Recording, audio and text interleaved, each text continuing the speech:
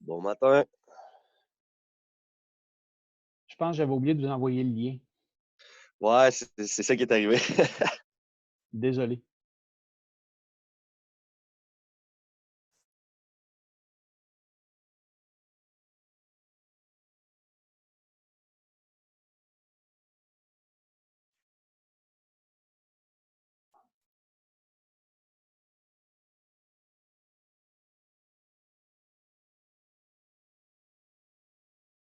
Je pense que tout le monde est là.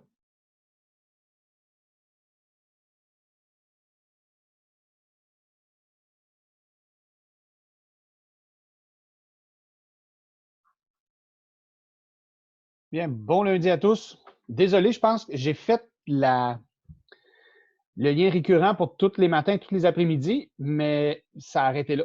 J'ai oublié de vous envoyer les liens. Je suis vraiment désolé. C'est Nicolas ce matin qui m'écrit. On dit un cours? Oui, envoyez donc le lien. Ouais, c'est une bonne idée. Donc, je voulais vous parler. Ce matin, ce qu'on va faire, je vais mettre le PowerPoint dans quelques minutes. Ce matin, ce qu'on va faire, c'est qu'on va revoir les mises en situation que je vous avais demandé de faire. On va regarder également la grille que vous deviez faire, l'espèce d'aide-mémoire pour les contrôles post-prothétiques. Puis cet après-midi, ce qu'on va faire, on va également regarder quatre autres mises en situation. Fait que ça vous permettra de vous exercer un peu plus là, cet après-midi. Nous avons un cours la semaine prochaine, donc le 11, et l'examen final le 18. Fait que la semaine prochaine, on parlera de l'examen qui va se tenir sur Microsoft Form. Il va falloir que vous ouvriez vos caméras Zoom.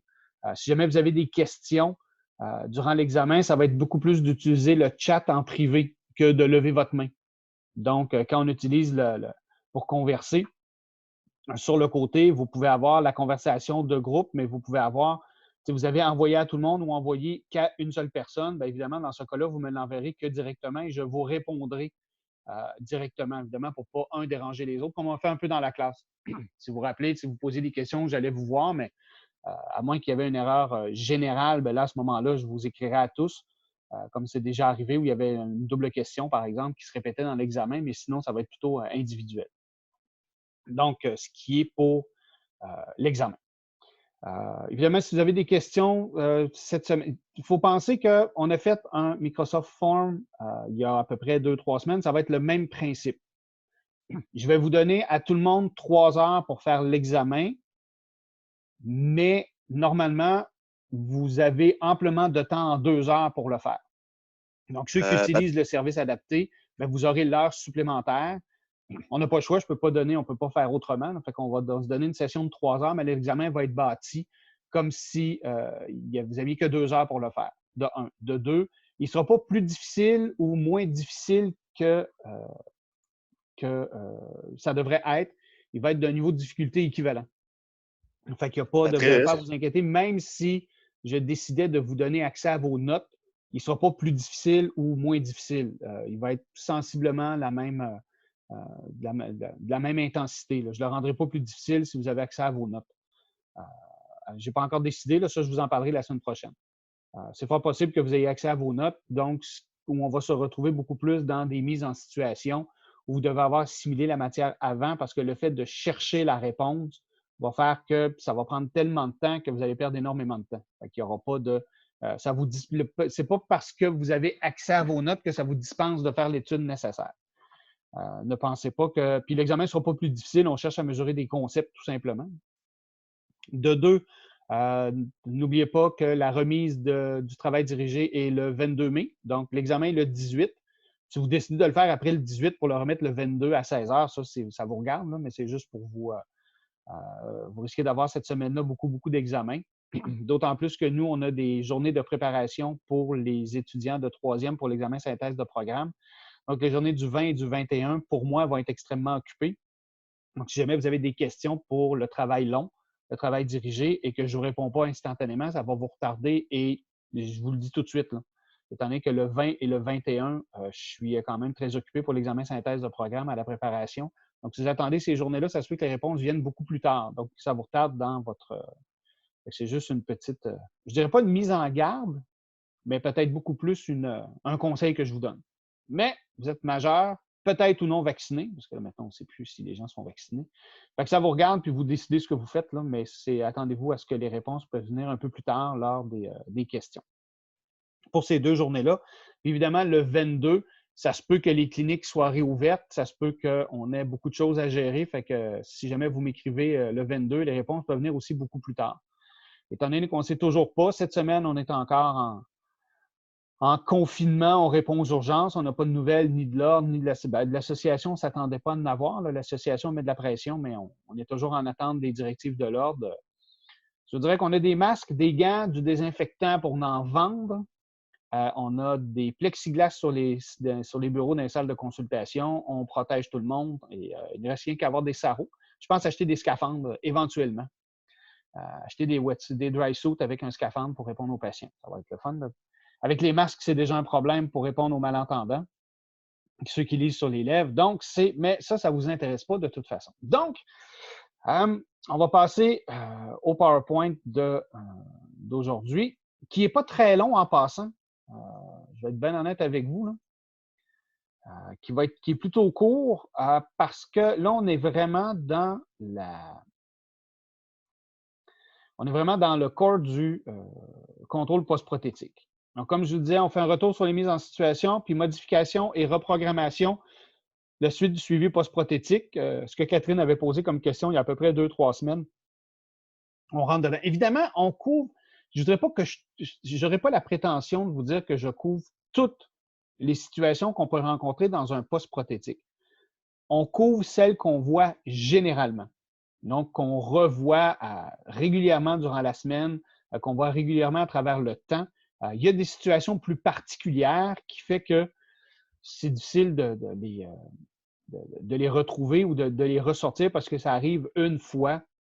Il a fallu faire un truc un peu plus particulier, mais on va y revenir un peu plus tard. Mais ces trucs-là particuliers font que c'est au fur et à mesure que vous allez pratiquer que ces situations-là peuvent survenir et que vous allez utiliser souvent les conseils d'audioprothésistes d'expérience autour de vous dans les cliniques où vous allez travailler, faire vos stages et tout ça, qui vont vous permettre d'avancer à travers ça. Donc, retour sur les mises en situation. La situation numéro 1 qui était M. Pogéné. Il portait des prothèses auditives de type RIT avec dôme.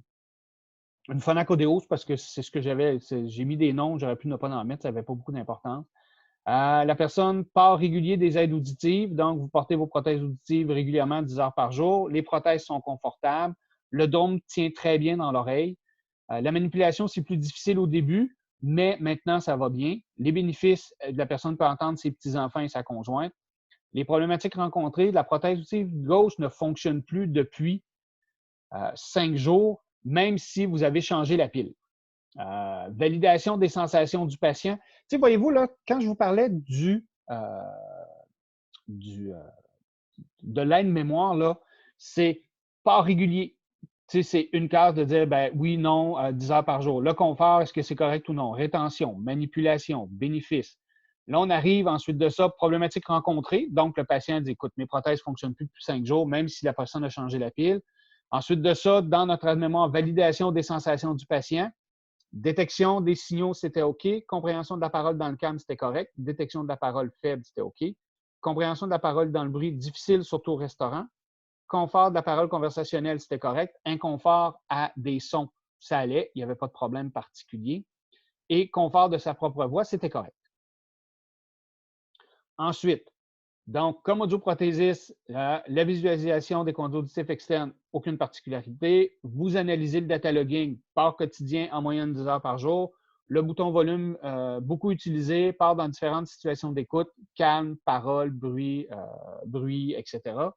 Mesure au tympan antérieur analysé, toutes les cibles sont atteintes et audibilité possible sur toutes les fréquences. Si on se rappelle la semaine dernière, dans votre aide-mémoire, visualisation de VCAE, OK, il n'y a rien. Data logging analysé, ça va, part, régulier. Mesure au tympan, oui, on a regardé, tout est correct. Inspection visuelle, la prothèse est bouchée par du cérumen et difficulté à changer le par-cérumen. Donc, voyez-vous, là, dans votre aide-mémoire, là, vous avez tout ça, puis c'est des cases à cocher. Ça tient sur une feuille, maximum 2. c'est des cases à cocher, puis vous pourriez avoir une colonne contrôle post-prothétique 1, contrôle post-prothétique 2 et contrôle post-prothétique final. Dans certains cas, le contrôle post-prothétique 1 est le contrôle final parce que tout va bien, puis dans certains cas, il faut aller jusqu'à 3 contrôles post-prothétiques. Sur une feuille 8,5-11, là, où on se laisse un petit peu d'espace pour écrire une phrase, écrire quelques mots, bien, ça vous fait votre feuille de contrôle post-prothétique et vous avez toutes les situations possibles que vous avez validées et vous ne passez pas d'étape. Le pire, surtout au début, c'est de sauter des étapes. Vous n'avez pas regardé le data logging, vous n'avez pas vérifié les sensations du patient, ce qui fait que quand vous allez adresser la problématique, pour pouvoir régler le problème, c'est que vous pourriez passer à côté d'éléments qui fait que ce n'est pas juste une problématique que vous avez, mais c'est peut-être 2, c'est peut-être 3, c'est peut-être une seule qui recoupe tout ça.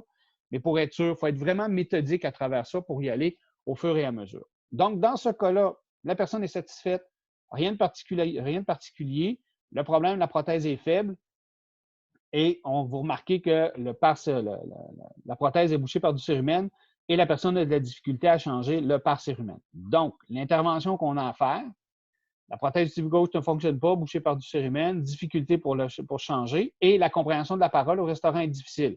La solution, évidemment, on débouche la prothèse, on change le par-cérumen et on fait du counseling sur l'entretien, donc on remonte au patient. Un peu que les trucs que vous aviez donnés lors du formatif sur Form, vous disiez, ben, je lui ferai peut-être une vidéo qu'on pourrait mettre sur son cellulaire, comment changer le par-cérumen. Je vais lui donner un dépliant papier pour être certain qu'il comprenne bien. On va répéter ensemble. On va vraiment faire le counseling en conséquence.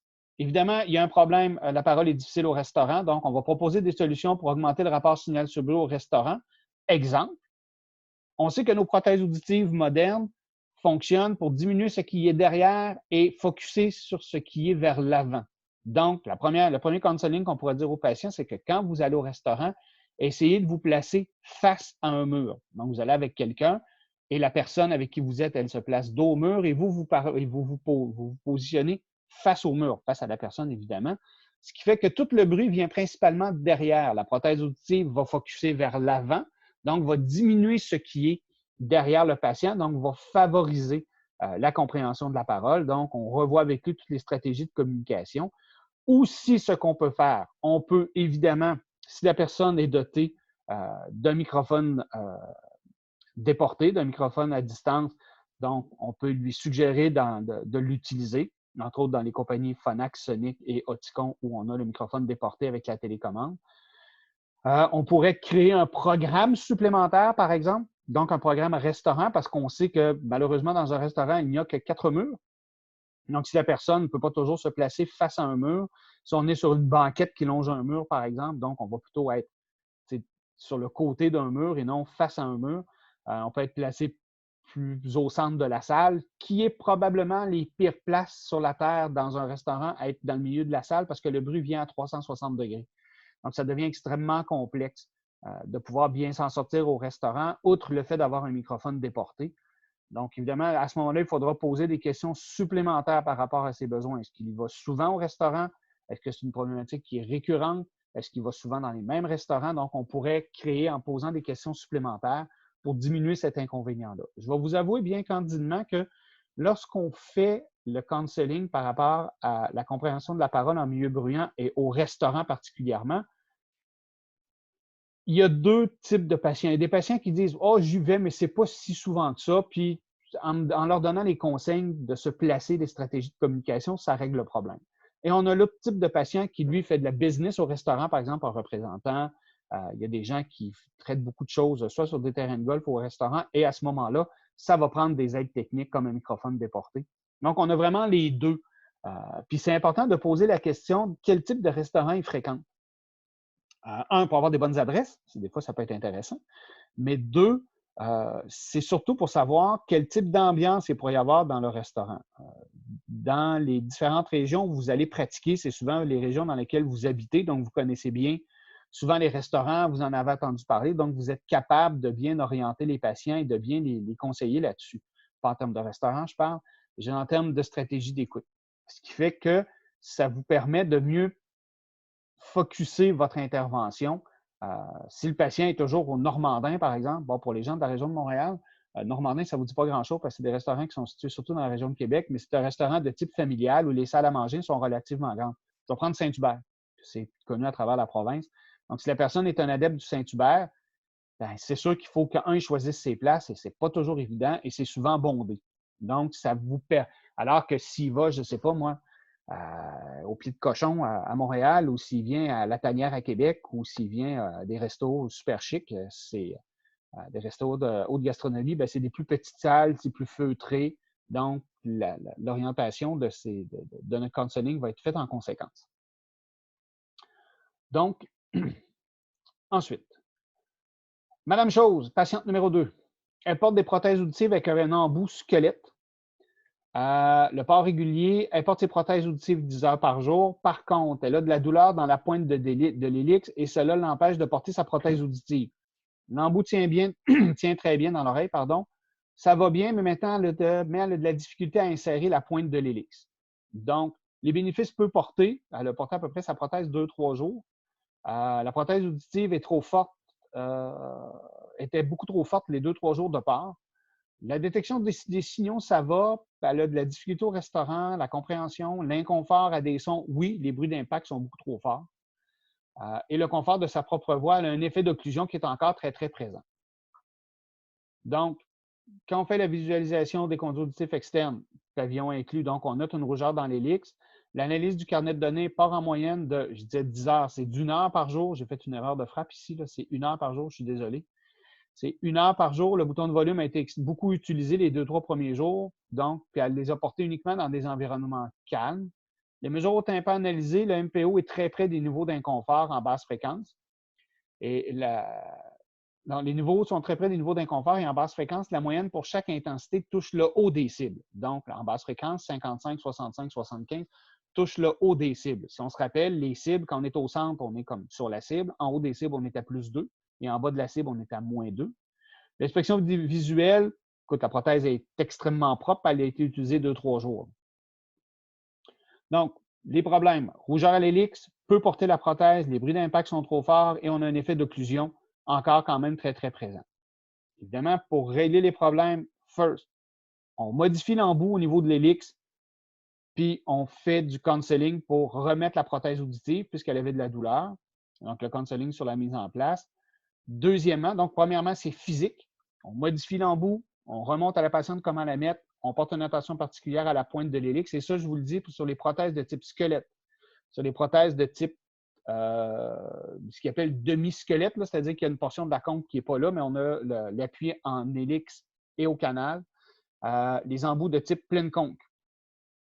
Au niveau de l'hélix, on pourrait avoir des problèmes. Donc, il faut juste faire attention et quand on montre au patient comment mettre ses prothèses auditives, c'est super important que les instructions et que le patient le pratique correctement devant nous. Sinon, on se retrouve effectivement avec des rougeurs parce que la portion qui va dans l'hélix est souvent placée par-dessus le repli de peau au niveau de l'hélix, ce qui fait que c'est un problème. Donc, on modifie et on remonte comme il faut au patient. Et dans un deuxième temps, donc lorsqu'on a fait ça, pas dans un deuxième rendez-vous, mais à l'étape numéro 2 dans le même rendez-vous, on diminuerait le MPO, parce qu'il est quand même très proche des cibles. On augmenterait l'agressivité du gestionnaire de bruit d'impact si possible. Et évidemment, je diminuerais quand même les basses fréquences dans les ajustements à toutes les fréquences, de 55, 65 et 75, parce que la patiente n'a porté que ses prothèses auditives en milieu calme, parce que les bruits, elle les trouvait extrêmement agressants. Et je lui conseillerais par la suite, OK, là, on recommence, vous allez porter régulièrement vos prothèses auditives. Là, à ce moment-là, avec cette patiente-là, je mettrai en place un protocole de port. Donc, là, vous allez la porter le matin. On en a parlé la semaine passée. Là, vous allez la porter que le matin. Puis ensuite de ça, la deuxième semaine, vous allez la porter le matin et l'après-midi. Puis dans l'après-midi, vous allez aller prendre une marche. Bien, là, évidemment, là, ces temps-ci, mais en temps normal, vous allez la porter à l'extérieur de la maison pour qu'elle puisse être mise en contact avec des environnements sonores différents. La troisième semaine, je lui fais porter toute la journée en vacances ses occupations régulières et je la revois à la fin de la troisième semaine en contrôle post-prothétique 2 pour savoir si ça s'est amélioré. Évidemment, moi, je vous dirais que à la deuxième semaine, je lui téléphone puis je lui demande comment ça va. pour s'assurer qu'elle porte bien sa prothèse auditive parce qu'il y a des patients qui, puisqu'ils ont un rendez-vous avec vous autres dans 3 semaines, ils vont dire: «Ah, ça va pas bien, mais c'est pas grave, je la vois dans 3 semaines ou je le vois dans 3 semaines, je vais attendre à ce moment-là». C'est ce qu'il faut éviter. Et ça, on va lui dire: «Si vous avez des problèmes, appelez-moi avant. Attendez pas qu'on se revoie. Je veux que vous portiez vos prothèses auditives». Naïma, tu avais levé la main? Oui, c'était par rapport, pour modifier l'embout, est-ce qu'on Naïma, ton microphone ne fonctionne pas. ah, Je vois tes lèvres bouger, mais ça. Si, mais il nous entend Et pas. Naïma, ton micro Attends un fonctionne. peu. C'est moi. Vas-y, Naïma, c'est moi, mon haut-parleur était pas assez fort.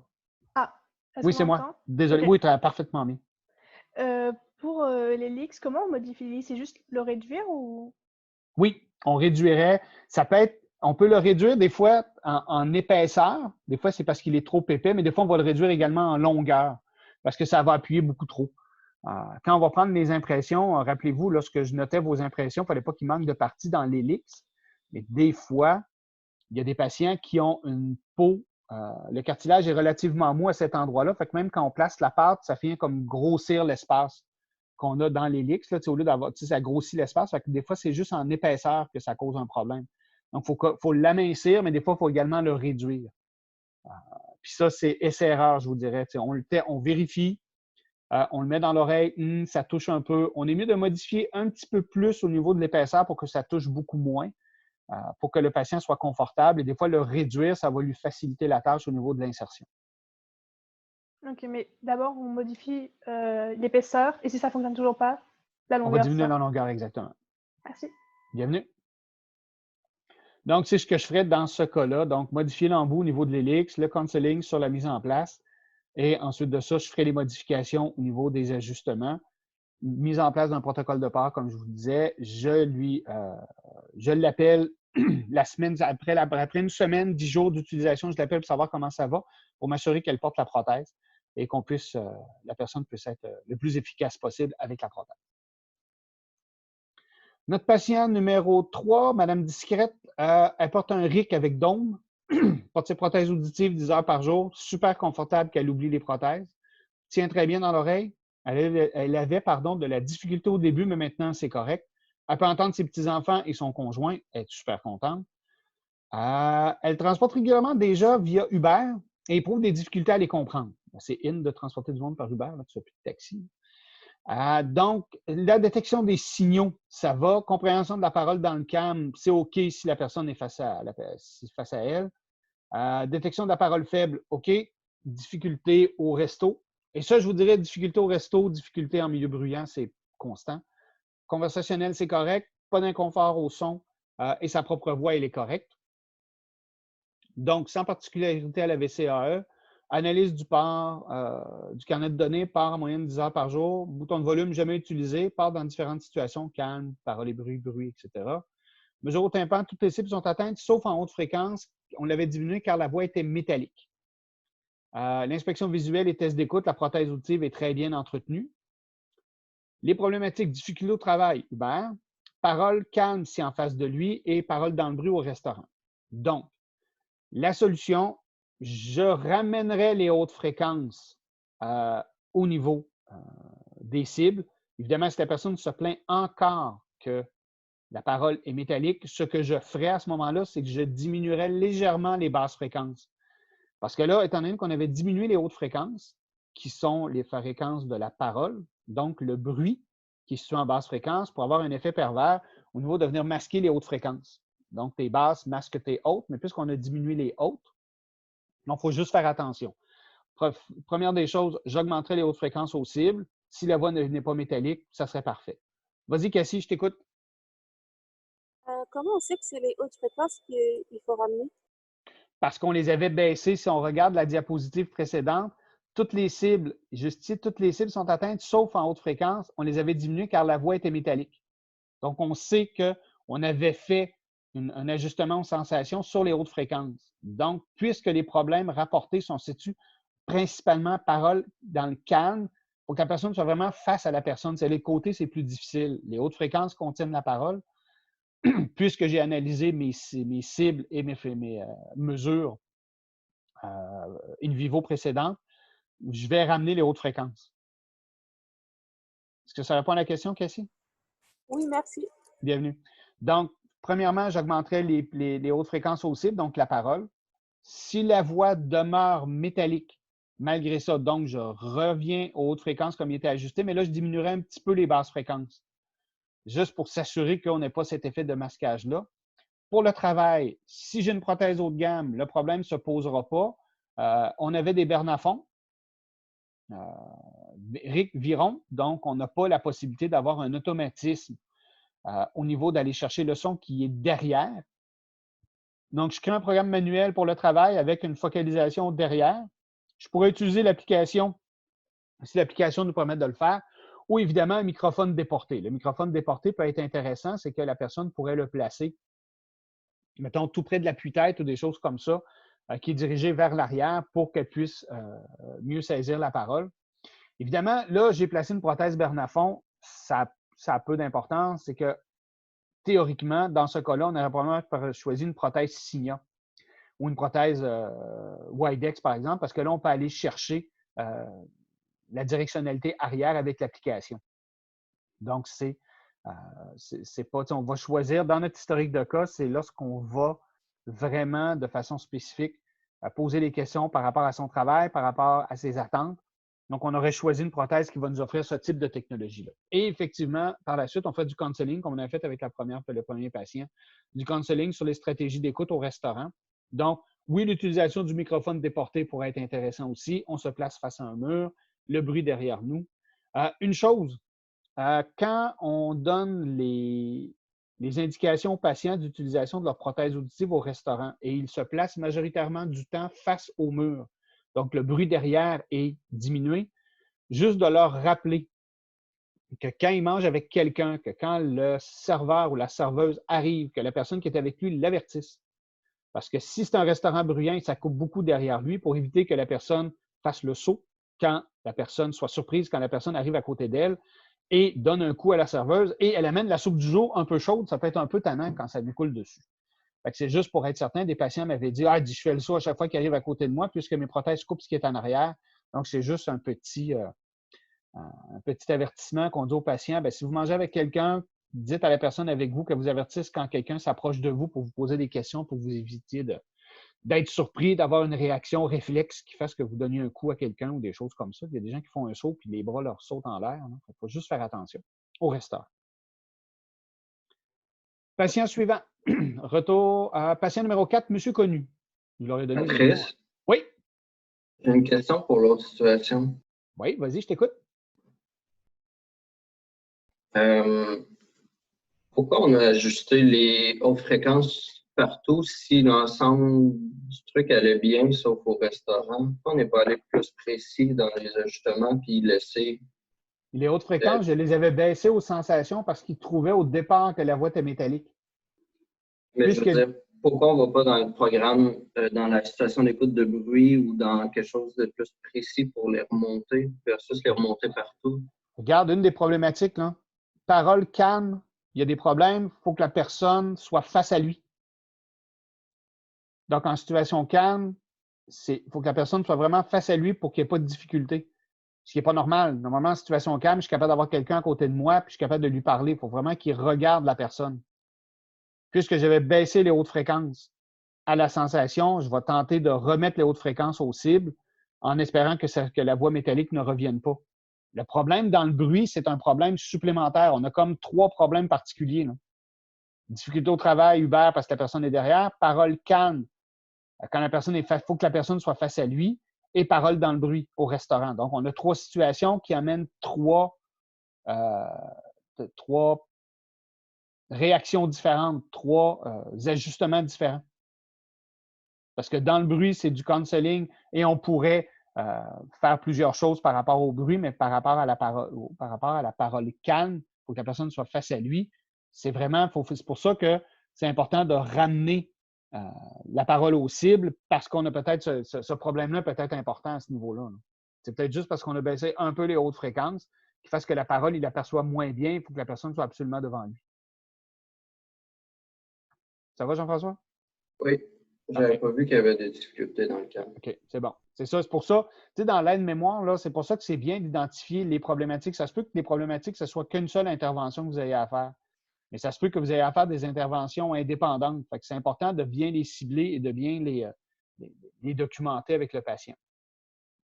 Donc, patient, monsieur connu, il porte un RIC avec coquille et canal lock. Il porte ses prothèses auditives 10 heures par jour. Les prothèses sont confortables, mais depuis que la coquille est cassée, ça lui fait mal.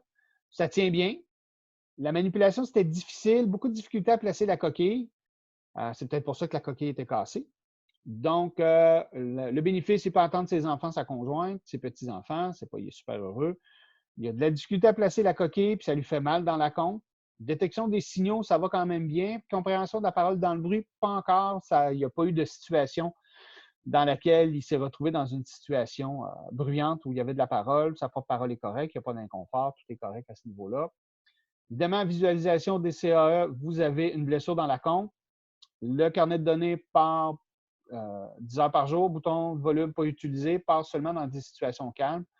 Toutes les cibles sont atteintes et l'audibilité est possible sur toutes les fréquences. L'inspection visuelle, test d'écoute, l'embout s'est cassé en le plaçant.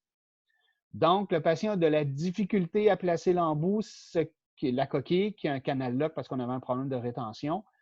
Ce qu'il a fait, c'est qu'étant donné qu'il la tient moins bien, il a cassé le canal lock de la coquille. Il a continué à porter sa prothèse et ça l'a fait une blessure à l'intérieur de la conque. Donc, les problématiques, coquille cassée, parole dans le bruit, pas encore essayé. Donc, la solution. 1, on modifie la coquille pour que ça ne blesse plus, parce que souvent, on a des rebords qui sont tranchants. Donc, c'est ça qui blesse. On fait une impression pour un remake, puis on va essayer de choisir un modèle différent. Est-ce que le canal lock était bien fait? Est-ce qu'on aurait peut-être un plus petit canal lock à faire qui lui faciliterait la tâche? Évidemment, on va l'épauler beaucoup pour la mise en place de la nouvelle coquille. Donc, est-ce qu'au lieu de mettre la coquille avant, on ne lui dirait pas de la mettre sur l'oreille et il y aurait peut-être plus de facilité pour mettre la coquille dans l'oreille? Est-ce que je changerais pour peut-être une coquille de type, si j'ai une coquille ouverte de type slim tip, est-ce que j'irais peut-être plus vers comment je pourrais dire ça, une coquille de type seashell, par exemple, ou des trucs comme ça pour que c'est une coquille pleine. Placer peut-être une tige d'extraction un peu plus rigide. Donc, on a vraiment, dans le counseling, il y a plusieurs choses qu'on peut faire. Il y avait 2 personnes qui avaient levé la main. Je vous écoute.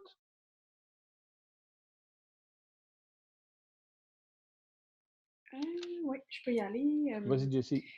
En fait, quand la coquille est cassée, Oui. puis que ça fait une blessure, est-ce qu'on dit au patient d'arrêter de porter sa prothèse? Puis si oui, combien de temps? Question impertinente. Oui, on pourrait demander au patient, effectivement, d'arrêter de porter la coquille. Combien de temps? Tout dépendant. Si on a une blessure de type lacération où il y a eu du sang, des trucs comme ça, ça peut être beaucoup plus long. Le cartilage guérit très mal. Si on a une blessure qui est plutôt style point de pression, d'habitude, en 1 semaine, ça se résorbe assez bien. Fait que dans ce cas-là, puisqu'on ferait un remake de coquille, on dira au patient, ben, s'il y a 2 prothèses, cette prothèse-là, on ne la portera pas. Puis, ça va finir par guérir. Ça va guérir et quand on va se revoir, on reverra à ce moment-là la mise en place. Lorsqu'on a une blessure avec type lacération, ça a blessé vraiment, ben là, souvent les patients vont être obligés de mettre une crème, par exemple. Des fois, ils vont déjà avoir été à la pharmacie ou consulter leur médecin, de placer une crème de type antibiotique à la polysporin, par exemple, des crèmes otiques qu'on appelle.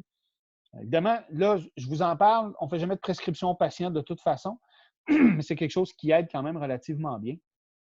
Ce qui fait que ça aide à cicatriser et par la suite, ça nous permet de…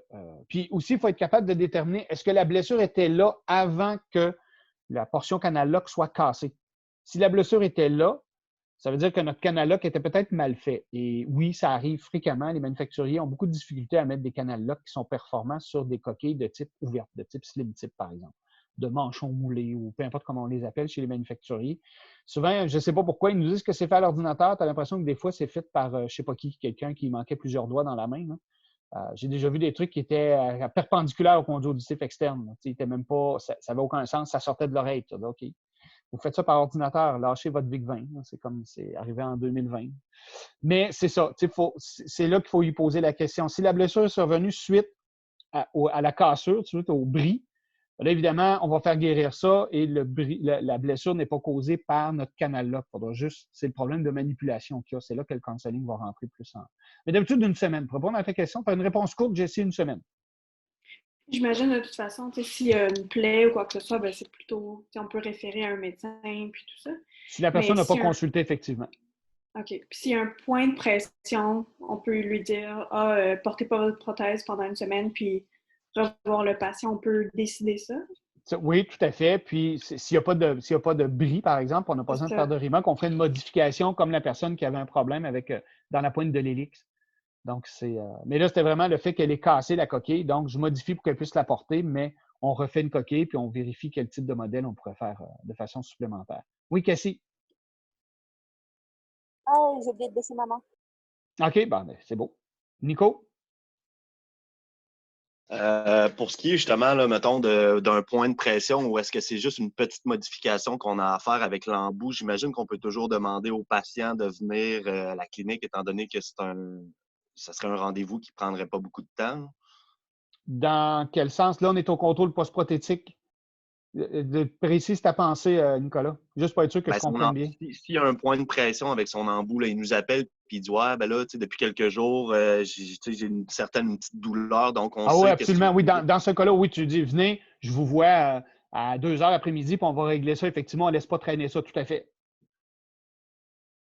Puis comme tu dis, c'est pas un rendez-vous qui est. C'est pas un rendez-vous qui est long. Ça dépend. Des fois, ça peut être très long parce que il y a des patients qui sont plus sensibles, mais on prévoit le temps nécessaire à une modification, puis on est capable de le voir dans la journée même ou au lendemain si ce n'est pas possible. Là, mais il faut faire une intervention rapide quand c'est un point de pression, tout à fait. OK, merci. Donc, ensuite de ça, là, modification et reprogrammation. Là, on a vu nos ajustements aux cibles, nos ajustements aux sensations. On voit le patient en contrôle post-prothétique. On a passé à travers toutes les situations possibles. VCAE, part de prothèse, analyse de nos courbes. Est-ce que le patient porte correctement les difficultés, les sensations au niveau de la parole, au niveau du bruit, des situations? Et là, ça va. Mais là, il faut aller vraiment de façon beaucoup plus spécifique dans la programmation des prothèses parce que là, on a des situations pour lesquelles il faut faire des ajustements spécifiques. Donc, au niveau de la modification du gain, c'est relativement simple, c'est que le patient se plaint que la prothèse est faible ou la prothèse est trop forte. Donc, on modifie le gain général, soit on l'augmente parce qu'il trouve la parole faible, ou il trouve que la prothèse est beaucoup trop forte, puis on va diminuer le gain général, puis on va diminuer également le MPO. Donc, ça, c'est une situation qui est relativement simple. Le patient arrive, puis il me semble que ce n'est pas assez fort, la parole conversationnelle n'est pas assez forte, la parole forte n'est pas assez forte, la parole faible, évidemment, il ne la comprend pas. Donc, le gain général, on l'augmente. Et ce qu'on ferait, évidemment, là, la question suivante, vous allez vous dire, oui, mais je l'augmente de combien? Si la personne a une télécommande, puis en fin de compte, la télécommande, il la mettait toujours au maximum. C'est que là, on va appliquer les modifications que le carnet de données nous demande de faire et j'en rajouterais des fois un pas de 3, c'est-à-dire je rajouterais 3 décibels de plus. Et là, je vérifierais aux sensations directement avec le patient. Est-ce que c'est assez fort ou c'est pas assez fort? Et là, le patient va être en mesure de nous le dire par rapport à la parole et là, on va pouvoir s'assurer qu'on a placé quand même le gain à la bonne place. Oui, Jean-François? On monte le gain général, est-ce qu'il faut monter les MPO aussi pour pas que ça sature? Non, bien évidemment, on va garder un œil sur le MPO. Mais effectivement, si théoriquement, lorsqu'on va faire nos ajustements, on a quand même une marge de manœuvre au niveau du MPO. Si on se rend compte que le L-TASFAR pourrait toucher effectivement au MPO, bien là, il faudra probablement augmenter légèrement le MPO. Tout à fait. Mais de base, on n'augmenterait que le gain. Il faut aller revoir qu'est-ce qu'on avait fait. Exact. Et c'est pour ça que, tout à fait, et c'est pour ça que la validation de nos courbes in situ, de nos courbes qu'on a fait, il faut toujours les avoir sous la main pour être sûr que la modification qu'on fait, si notre L-TASFAR est très près du MPO, bien, il faut avoir en tête que j'aurais peut-être besoin d'augmenter d'autant le MPO. C'est pour ça que, et ça, c'est hyper important, et c'est pour ça que l'analyse de vos courbes in situ précédentes, de vos mesures à la sonde précédentes, il faut les avoir proches. Et c'est l'erreur que vous allez faire en stage. Vous ne les vérifiez pas. Je vous le dis, là. Ça fait 5 ans que je fais de la vérification de stage. À chaque fois, vous passez par-dessus. Vous les avez dans le dossier, là, les courbes. À la rigueur, vous les avez dans NOAA. Vérifiez ce que vous avez fait. Vous pouvez, pas vous en souvenir. Le patient, vous le voyez 2 semaines plus tard. Et votre aide-mémoire que vous avez fait, si vous ne l'avez pas fait, ça vous regarde. Je veux dire, c'est important de le faire parce que nous, on va vous rattraper en stage de toute façon, puis vous allez vous faire pogner à la prochaine session en prestage en appareillage parce que cette aide-mémoire-là va vous être utile pour vous assurer que vous passez à travers toutes les situations. Et quand vous allez faire votre patient, puis quand vos rapports vont être corrigés, quand il va y avoir l'intervention que vous allez faire avec vos patients, on va vous leur noter ça, on va vous le dire. Tu n'as pas vérifié les courbes que tu as faites, tu n'as pas vérifié, tu n'as pas vérifié, tu n'as pas vérifié. Vous êtes 16 dans le groupe, il y a peut-être 3 personnes dans le groupe qui vont les avoir vérifiées, les autres vont passer par-dessus. Je vous le dis, c'est récurrent. Puis même si je le dis à Aide Auditive 4 à toutes les années, je ne sais pas pourquoi, ça ne rentre pas. C'est pas. Fait que là, j'espère que l'avertissement est assez clair. Et si la parole est trop forte, on va diminuer le gain en général, mais ça se peut qu'on ait besoin de diminuer le MPO également. Là, il faudra voir dans quel type de situation la prothèse est trop forte. Oui, Jessie? Je me rappelle comme pas, mais est-ce qu'on imprime les courbes quand on a fait l'ajustement avec la sensation du patient? Est-ce qu'on imprime ces courbes-là ou non? Normalement, vous allez transférer, dans la majorité des cliniques, vous transférez l'ajustement dans NOAA, fait que vous l'avez là. Dans certains bureaux, s'ils ne le transfèrent pas parce qu'ils n'ont pas le module pour transférer de NOAA à Verifit, ou ils utilisent un autre appareil, vous allez l'imprimer. Il faut l'imprimer. Vous avez l'obligation dans votre dossier d'avoir les courbes, que ce soit le dossier informatique ou que ce soit le dossier physique. Ça, on va voir ça à la prochaine session en éthique et professionnalisme. Donc, si vous faites les courbes, vous ne les imprimez pas et vous les enregistrez ou les enregistrez pas à l'intérieur du dossier informatique, le comité d'inspection professionnelle qui va enlever, je vais voir tes courbes, je vais dire, je les ai fait. Ah ouais? Puis, sont où? Ah, je ne les ai pas imprimés. Fait que là, vous avez un blanc parce que tous vos dossiers, si vous n'êtes pas capable de prouver que vous avez fait une manœuvre, vous ne l'avez pas faite. C'est de la correction négative avec le comité d'inspection. Il faut que tu l'imprimes. Ou que s'il est dans NOAA, je n'ai pas besoin, l'informatique nous aide beaucoup. Il n'y a pas besoin de tout imprimer. On sauve beaucoup d'arbres parce qu'on imprime moins qu'on faisait avant. Mais c'est important d'avoir les courbes dans le dossier. Si vous avez travaillé dans des bureaux l'été passé, vous avez travaillé peut-être cet été, on ne sait pas comment la situation va se retrouver. On le souhaite fortement qu'on prenne des activités plus normales. Je veux dire, si vous voyez un audioprothésiste qui fait ses courbes et qui n'imprime jamais rien, puis qui sauvegarde jamais rien, c'est anormal. À la rigueur, c'est illégal. Ton dossier n'est pas complet. Donc, c'est important. Il y a un autre truc que je me rappelle comme ça, mais ou que je comprends pas, c'est que on ajuste à 65. Ensuite de ça, on ajuste à 55. On ajuste aussi à 75. Mais là, les ajustements à 75 peuvent modifier tes ajustements à 65 puis tout ça. Ils peuvent les modifier légèrement, tout à fait. Mais souvent, on n'a pas de... Quand on fait notre ajustement à 65, rappelle-toi, c'est que si j'ai besoin de diminuer le gain à 65, je diminue les 3 intensités. Je n'en diminue pas qu'une seule. Quand je suis au 65, je fais mes ajustements 75 et 55 inclus. Et normalement, quand je suis sur mes cibles à 65, puis j'ai fait des modifications en plus ou en moins, c'est que j'ai modifié en même temps la courbe 55 et 75 parce que j'ai fait les modifications sur les 3 courbes. Quand je m'en viens au 55, j'ai peut-être de petits réajustements à faire, mais c'est rare que tu as des ajustements majeurs à faire. Fait que ça pourrait avoir une légère influence, mais qui n'est pas très grande. Et le 75, c'est la même chose. Fait que c'est pour ça qu'on commence avec la courbe 65, parce qu'on ajuste les 3 intensités en conséquence. OK. Puis, qu'est-ce qu'on garde dans le fond? Est-ce qu'on garde... C'est là, je pense, où je suis mélangée, mais est-ce qu'on garde les ajustements qu'on a fait avec le patient aux sensations, puis c'est là-dessus qu'on part? Mettons qu'on revoit le patient. Tu gardes tes cibles et tu gardes tes sensations. Parce que quand tu vas revoir tes courbes, le patient va se plaindre d'un certain nombre de choses. Il ne se plaindra peut-être pas, puis ça va bien, puis ça va durer 15 minutes, tu n'as pas ce prothétique, puis il est super satisfait. Dans 75 % des cas, c'est comme ça. Mais s'il se plaint d'un certain nombre de choses, tu vas dire, OK, au cible, je suis comme ça, puis voici les modifications que j'ai faites par rapport à ces sensations. OK, mais je comprends pourquoi ça ne fonctionne pas bien. OK, on va faire ça. Ça va te permettre de mieux jauger les ajustements que tu es capable de faire et pas de le faire que de façon théorique avec les diapos, celles qu'on voit et les suivantes qu'on voit, Jessie. Non? Oui, c'est pas. Non, et mon Dieu, que ça n'a pas l'air clair.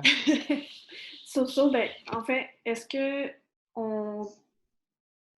comment on garde ça dans le dossier? Est-ce qu'on imprime les premières courbes qu'on a faites, puis aux sensations du patient, on garde ça dans Noah? Comment ça? Les deux. C'est là où Tu peux faire les deux.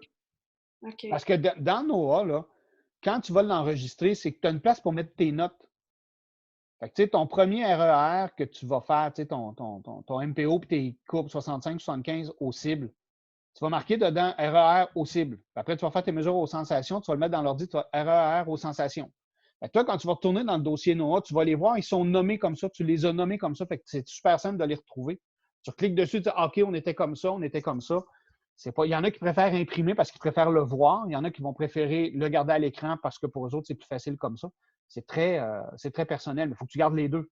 Que tu les imprimes ou pas, ça n'a pas d'importance. Nicolas, je pense que tu avais levé la main. Je sais que Naïma, ta main élevée, là, je l'ai vu. Je crois que Nicolas a pu la main levée, mais... Non, effectivement, mais il y avait la main levée tantôt. Ça... Oui, ben, tu as pas mal répondu à la question. C'était à savoir, au fond, si c'était correct de les garder enregistrés dans Noah ou s'il fallait absolument qu'on ait une version papier. Non, le support informatique n'est pas exclu dans le règlement sur la tenue de dossier. Fait que, il y a des bureaux qui sont qu'informatisés. Je veux dire, les seuls papiers, ils gardent les papiers, puis même certains bureaux vont scanner puis remettre les papiers aux patients. Donc, ils n'ont pas de dossier papier. OK, parfait, merci. Bienvenue. Oui, Naïma. Donc, si j'ai bien compris, à chaque modification, il faut refaire un RER. À moins que tu fasses des modifications majeures, c'est-à-dire que tu refais un quick fit, un recalculé, puis tu reprends toutes tes courbes, oui, mais si tu fais quelques petites modifications, non, je ne referai pas de courbe. C'est à moins que tu augmentes le gain. Mettons, tu as diminué aux sensations, tu as diminué le gain général de 3 décibels. Là, tu reviens au contrôle post-prothétique, puis tu augmentes de 9 décibels, là, je ferai une courbe. Mais si tu augmentes que de 3, ben, tu reviens aux courbes, aux cibles, je ne le ferai pas. C'est à moins que tu aies fait des changements majeurs, oui, je referai des courbes, mais si c'est que des petits ajustements, 2-3 dB ici et là, non, je ne referai pas parce que tu es plus près d'aux cibles finalement. Si par exemple, c'est une toute petite modification, on ne le fait pas, mais est-ce que la note au dossier, c'est suffisant pour prouver qu'on l'a fait? Oui, tout à fait. Tu l'as mentionné. Puis dans les notes au dossier, vous allez voir, quand vous allez, parce qu'il y a, quand on va voir la note, quand on va voir en éthique les tenues de dossier, puis en prestage, vous avez un dossier à faire patient. Puis les notes de dossier sont corrigées. Et je corrige le dossier informatique, moi, parce que je montre comment fonctionne le dossier en éthique. Je corrige le dossier informatique. Vos notes de jour, moi, je n'ai pas les papiers. Donc, si vous devez avoir un dossier soit papier, qui est détaillé et très étoffé. Mais là, on vous montre d'avoir un dossier papier étoffé et détaillé et un dossier informatique étoffé également. Fait que vous avez les deux. Fait que tout dépendant dans quel type d'environnement vous allez travailler. Dans certains bureaux, c'est hybride. Ils ont des dossiers papier, mais le dossier informatique est plus étoffé. Donc, il y a encore du papier. Certains bureaux ne sont qu'en papier. Donc, il faut que ça soit étoffé suffisamment pour répondre aux exigences de la tenue de dossier, du règlement sur la tenue de dossier. Cabinet de consultation, tenue de dossier et cessation d'exercice. C'est comme ça que s'appelle le règlement. Ou il y en a que c'est informatique, donc on va avoir un dossier informatique étoffé. Puis ça, je vais vous en parler lorsqu'on va voir en éthique qu'est-ce qui est fait. Des notes de jour qui sont pertinentes. À quoi va ressembler une note de jour de différentes actions qu'on fait. Mais effectivement, comme tu dis, Naïma, je ne retire pas mes courbes, mais je note. Je vais noter dans la note de jour, nous autres, nos dossiers sont plus informatisés. Je vais noter, consultation pour contrôle post-prothétique, modifier le gain à 65 décibels de plus 3 décibels, par exemple, à l'oreille droite. Oreille gauche vérifiée, on va noter de cette façon-là. Comme ça, quand le comité vient, il regarde le dossier informatique. Il va dire, OK, tu as fait ça, c'est beau, tes courbes sont là, j'ai vu telle affaire, j'ai vu tel truc, c'est beau. Il faut laisser des traces. Il dit, il faut toujours une chose.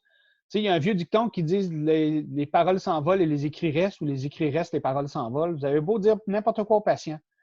Si vous n'êtes pas capable de prouver au patient que oui, je vous ai dit ça parce que je vous ai remis tel papier, vous avez signé ce papier-là, le patient peut dire vous ne me l'avez pas dit, puis vous ne pouvez pas prouver que vous lui avez dit.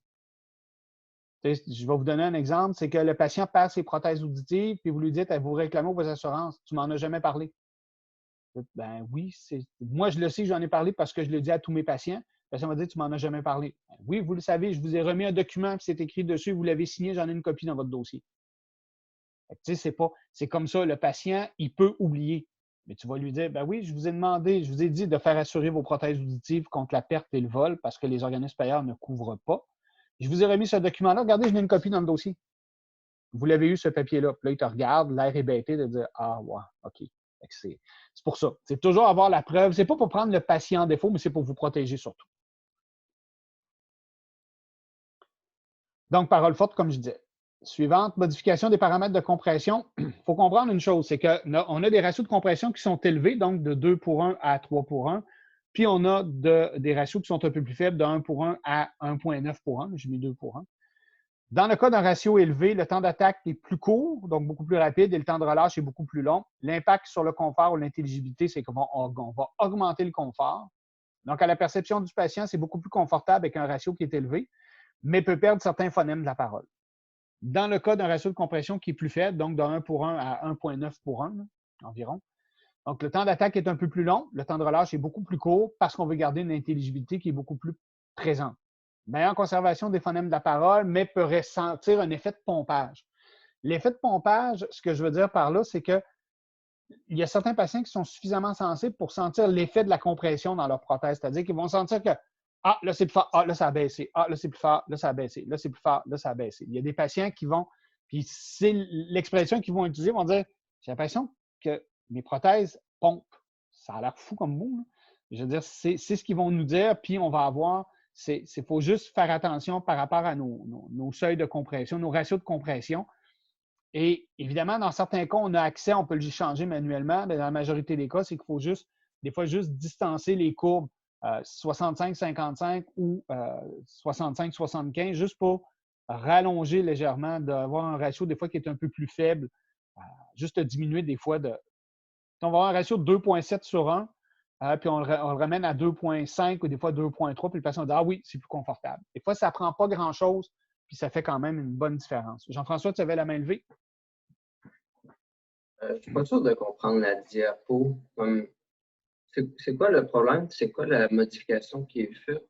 Je ne comprends pas l'ordre logique du truc. OK. On parle de la perception du patient. Donc, si le patient se plaint qu'il y a un problème avec les phonèmes. Donc, il va perdre certains phonèmes, étant donné qu'on a un ratio plus élevé. Donc, il va falloir le diminuer. Dans le cas d'un ratio qui est plus faible, le patient va avoir, il n'y aura pas de problème au niveau de la compréhension de la parole, mais peut avoir un effet au niveau, peut ressentir les effets de la compression parce que notre ratio est plus faible. Donc, c'est là qu'on va, en fin de compte, c'est la diapositive, c'est pour montrer quels sont les effets d'un ratio de compression qui va être élevé ou un ratio de compression qui est faible. L'impact sur le confort ou l'intelligibilité, donc la perception que le patient va avoir. La perception qui va être plus confortable, mais perd certains phonèmes. S'il se plaint de dire « ma prothèse est super confortable, ça va bien, je n'ai pas de problème, mais la parole, j'ai de la misère avec la parole. » Donc, un des problèmes peut être le fait que le ratio de compression est élevé. Mais si le ratio de compression n'est pas élevé, ça veut dire que ce n'est pas ça le problème est ailleurs. Même chose, il peut te dire, je comprends super bien, mais il me semble que je sens quand la parole bouge, ma prothèse a l'air de couper, elle revient, elle coupe, elle revient, ça baisse tout seul quand il y a du bruit. Donc, probablement que mon ratio n'est pas tout à fait assez fort, donc il faudrait que j'augmente le ratio de compression. Donc, ici, la perception du patient, c'est là qu'il va te dire s'il y a un problème par rapport avec certains phonèmes ou un problème avec l'effet que sa prothèse monte et baisse tout seul. Ça m'aide un peu, mais là, je ne comprends pas le fait qu'en mettant plus de compression, ils sentent moins les effets de la compression, ils sentent moins la variation de... Parce que, étant donné que tu vas être dans un environnement bruyant, ton temps d'attaque est un peu plus long. Ce qu'il va faire, c'est comment... Ce n'est pas tous les patients. Certains patients vont avoir cette sensation-là dans l'effet de pompage et dans qui est pour régler le problème, c'est qu'il faut juste des fois augmenter un peu le ratio de compression parce que ton temps d'attaque va être plus court. Donc, ça va venir diminuer cette sensation. Je sais que ça a l'air idiot de dire ça parce que ça a l'air d'être le contraire, mais c'est la résultante, elle est comme ça. Des fois, il n'y a pas de logique. Sur certains aspects dans les prothèses, là, ça peut arriver et ça, c'en est un. Mais c'est vraiment l'effet qui est vu, il est comme ça. Le temps d'attaque, le temps de relâche, est-ce qu'on peut aller jouer indépendamment du Non, on ne peut ratio? pas jouer. Non, effectivement, ça serait le fun si on était capable de le voir puis d'être capable de jouer dessus, mais c'est vraiment par rapport à notre ratio élevé ou notre ratio qui est plus faible. Donc, si je suis capable de juste des fois modifier le ratio, ça va modifier légèrement le temps d'attaque et le temps de relâche. Effectivement, je n'ai pas de jeu là-dessus. C'est un truc qui est intrinsèque à la prothèse et qui va être différent chez chaque manufacturier. Il y a des manufacturiers qui ont des temps d'attaque qui sont extrêmement longs et ça, on ne sera pas capable d'échanger, même si je change le ratio de compression. Et des fois, je ne vois pas le ratio de compression. On se rappelle, chez Sivantos, par exemple, chez SIA, on ne les voit pas, les ratios de compression. Fait qu'on est un peu embêté. Mais il y a différentes façons. Tu sais, l'effet de pompage, on peut le régler avec la transition, par exemple, aussi. Oui, c'est justement, c'était ma question qui s'en venait. Comme chez Widex, on peut jouer avec des sliders comme plus d'audibilité, plus de confort. Est-ce que indirectement, c'est ça qu'on est en train de changer? Oui et non. Dans certains cas, oui. Dans la majorité des cas, non. Parce qu'on va jouer surtout sur l'effet de transition des situations sonores. Donc, c'est beaucoup plus dans l'effet que si on est plus vers le confort, ben oui, on va avoir un temps d'attaque qui va être un ratio de compression qui va être un peu plus élevé parce qu'aussitôt que je vais faire une transition vers une zone bruyante, bien là, ma prothèse va attaquer beaucoup plus. Si je vais vers audibilité, bien, même si j'arrive dans une situation bruyante, je vais avoir un ratio de compression qui est un peu plus faible et un temps d'attaque qui est beaucoup plus long parce que la prothèse va analyser plus longuement la situation avant de venir compresser. Catherine, tu avais la main levée. En fait, les questions de Jean-François ont répondu aux miennes. C'est correct. C'est fantastique. Donc, modification de la courbe de réponse en fréquence, donc la plage fréquentielle. Là, quand je vous parle d'intensité élevée, là, je vais y revenir dans quelques minutes. Donc, la plage fréquentielle, les basses fréquences, la perception que le patient va avoir. Quand on parle d'intensité élevée, c'est que la perception que le patient va avoir si les intensités, si les sons sont élevés, si l'intensité est élevée au niveau des basses fréquences et des hautes fréquences, la perception que les patients vont avoir. Donc, si nos basses fréquences sont fortes, on va changer le mot élevé par forte. Les basses fréquences, donc, la perception du patient va avoir un effet d'occlusion. La perception de l'intensité qui est élevée, la sonie. Les bruits ambiants, évidemment, sont plus forts que la parole. Et en haute fréquence, lorsque l'intensité est élevée, la parole est métallique, elle est claire, elle est cassante. Les S et les CHU vont rebondir. Les patients vont dire, il me semble que les sons, les S, ils restent suspendus. Ils sont là longtemps. Ils rebondissent. Je les entends longtemps.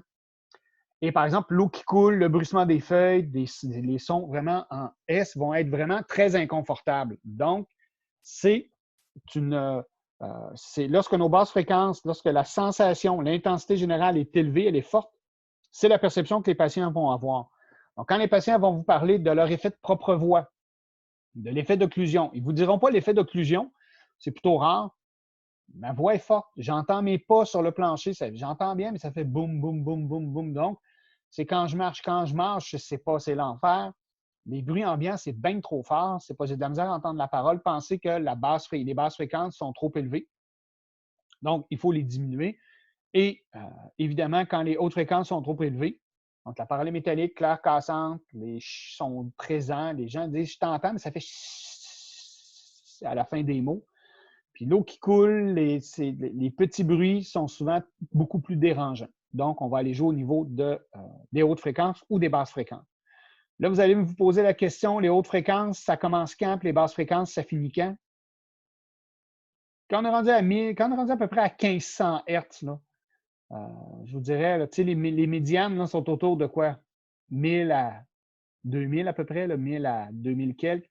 Les hautes fréquences, c'est au-dessus. Là. Mais si on veut vraiment le séparer en deux, là, vous êtes à peu près à 1500. 1500 au-dessus, c'est les hautes fréquences. 1500 en bas, c'est les basses fréquences. C'est rare qu'on n'a que 2 canaux dans les prothèses, là, mais ça nous donne une idée. Mais d'habitude, les basses fréquences, lorsqu'on a l'effet d'occlusion, la perception d'intensité élevée de la sonie, les bruits ambiants sont plus forts. On va aller jouer aux 250 et aux 500. Puis les hautes fréquences, on va aller jouer à 4000, 6000, par exemple. Beaucoup plus qu'aller jouer à 1500, à 2000, à 2500 ou des trucs comme ça. À 3000, là, c'est pas là qu'on va aller jouer le plus souvent. Donc, effectivement, l'effet contraire, donc, les basses fréquences sont perçues faiblement, c'est faible, donc la perception du patient, la prothèse est faible et la parole peut sembler plus métallique. Et je vais vous expliquer pourquoi dans quelques secondes. Parce que là, vous dites, ben oui, t'es fatiguant, ça fait 2 semaines, tu me parles que la parole métallique, c'est en haute fréquence. Mais j'y reviens dans quelques secondes. Les hautes fréquences qui vont être faibles, donc évidemment, plus de difficultés de la compréhension de la parole dans le calme et dans le bruit, et un manque de clarté en général. Les patients vont souvent vous dire, c'est pas clair, c'est pas net, je perçois mal la parole, c'est pas, il me semble, c'est les gens parlent faiblement. Là, on va voir pourquoi. Là, je reviens à ma parole peut sembler plus métallique. C'est que là, si mes basses fréquences sont vraiment beaucoup plus faibles et que mes hautes fréquences sont à la même intensité, le problème qu'on va avoir, c'est qu'on va avoir une perception générale des hautes fréquences qui va être plus élevée. C'est pour ça que il faut vraiment avoir l'équilibre entre nos basses et nos hautes fréquences. Ça, on va le voir particulièrement chez des patients, par exemple, qui vont être appareillés en RITA ou appareillés avec des RIC, mais avec un dôme très, très ouvert. Donc, des pertes où on a peu de pertes en basse fréquence et des pertes beaucoup plus accentuées en haute fréquence. Donc, mes basses fréquences sont faibles, mais mes hautes fréquences sont très, très élevées. Donc, la parole métallique peut venir pas parce qu'il faut que je diminue mes hautes fréquences, mais des fois, il faut que j'augmente un peu mes basses fréquences. Il faut juste voir. C'est pour ça qu'il faut analyser toujours nos courbes, parce que ça se peut qu'on ait diminué beaucoup les basses fréquences à l'ajustement de sensation, parce que le patient se plaignait de bruit. Au contrôle post-prothétique, il parle de voix métallique, alors qu'il n'en parlait pas au contrôle post-prothétique. Ça se peut qu'il faudrait probablement juste augmenter un peu les basses fréquences pour compenser ce déséquilibre-là entre les basses et les hautes. Oui, Jean-François? C'est un commentaire personnel par expérience. Quand Sam m'avait acheté mon micro déporté, c'était pas nécessairement métallique, mais ça sonnait comme un petit radio cheap, un petit speaker cheap qu'on achèterait au Walmart. On aurait des boîtes de Bud Light durant l'été, par exemple.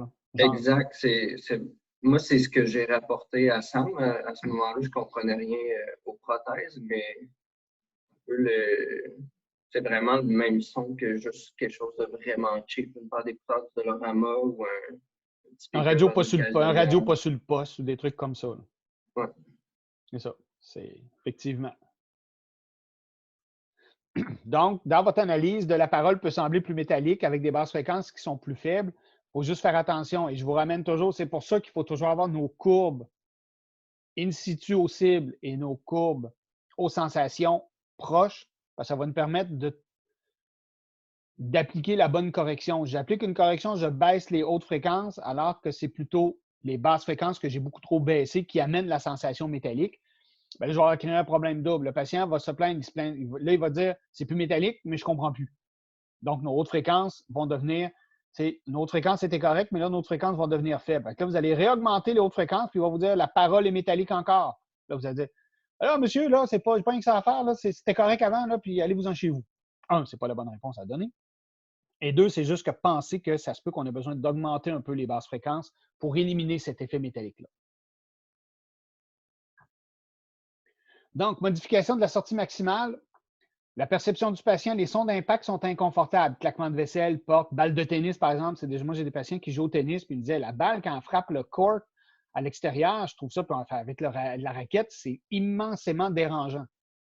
Ah, là, tu poses des questions, puis après ça, tu vas dans le terrain de tennis de ton quartier, puis tu dis moi, le POC que ça fait, je comprends. Puis là, donc, on pourrait. Et là, voyez-vous, là, c'est la diminution de la sortie maximale. On ne parle pas de l'algorithme de bruit d'impact. La sortie maximale pourrait avoir une influence et va avoir une influence sur les sons d'impact inconfortables.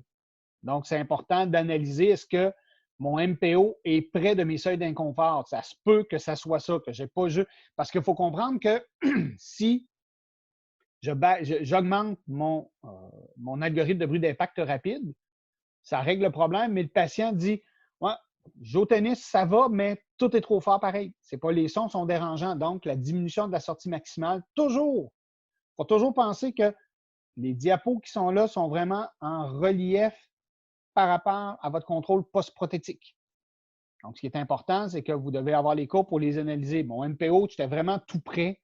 Je vais peut-être le diminuer un peu. Et au contraire, la prothèse coupe lorsqu'il y a des sons forts et que la parole est forte, donc ce n'est pas confortable. Augmentation de la sortie maximale, le LTAS fort touche à notre MPO.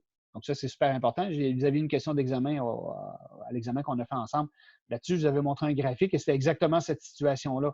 Le patient se plaint que lorsqu'il y a des sons forts, la parole coupe, puis le LTAS fort dépassait le MPO. Donc, c'était pour ça. Donc, c'est important de bien le saisir au niveau de la sortie maximale.